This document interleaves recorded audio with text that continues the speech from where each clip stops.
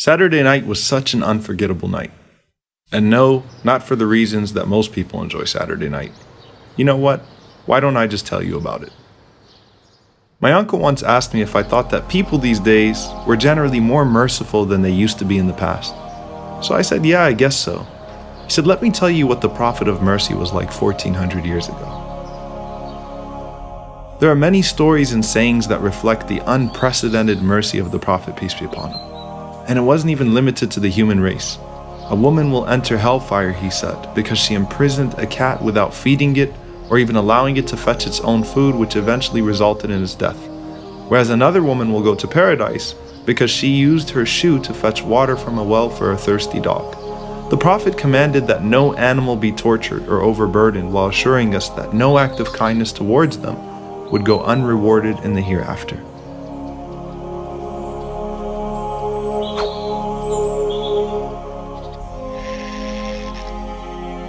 If even animals are to be shown this mercy, then what about humanity? So I asked him, what are you doing Saturday night? The Prophet's mercy was boundless, and no soul felt neglected by it. He especially showed love to the orphans who were deprived of the mercy of a parent, because he knew exactly what that felt like.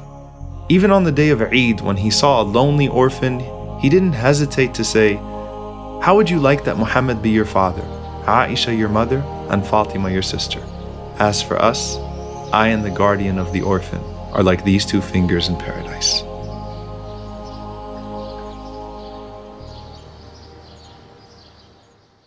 In today's world, blue-collar workers tend to be highly exploited. They're paid very little, yet reprimanded harshly. No regard is shown for their age or dignity.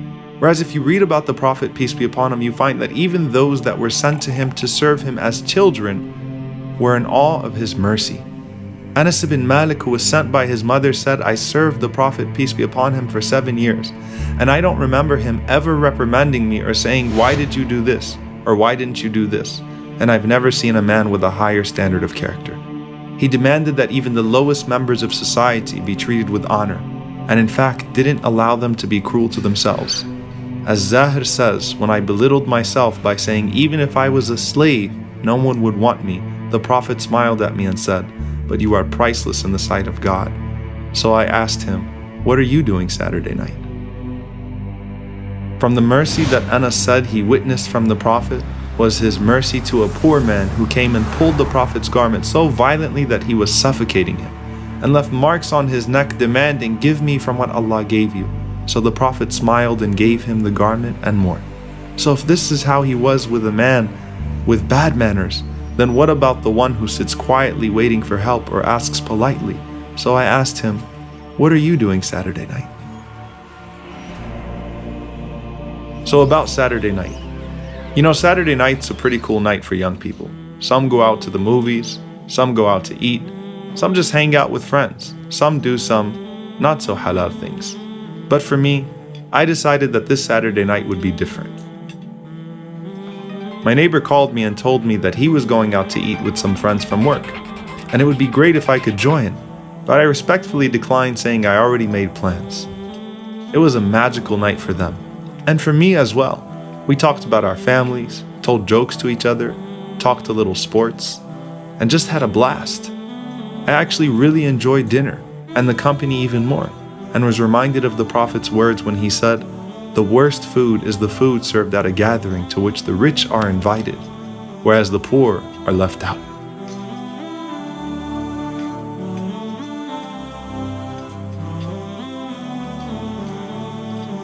Typically, we're nice to people who can benefit us in some way.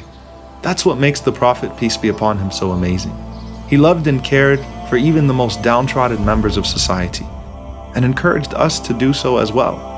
وَمَا أَرْسَلْنَاكَ إِلَّا رَحْمَةً لِلْعَالَمِينَ. No human, Muslim, non-Muslim, no creature that ever encountered you was deprived of your mercy. It didn't matter if they were weak or poor or looked down upon by others.